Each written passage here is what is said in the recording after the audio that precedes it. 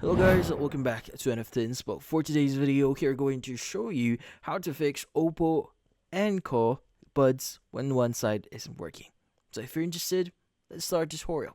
So if your Oppo Enco earbuds is not working here, there is something that you do here to probably fix this issue.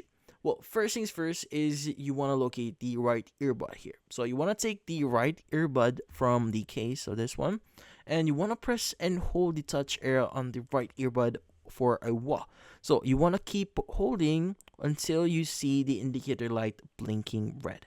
Now, when the red light will blink 3 times here, and once this happens, the earbuds are reset to factory settings. Now, after resetting, your earbuds will be ready for pairing, so simply connect them to your smartphone or another device, and they should work perfectly. Now, by the way, if you're trying to do this, just make sure that you have both earbuds first in the case before doing so. Then from then on, proceed on getting the right earbud here, and you should be good. And that's about it.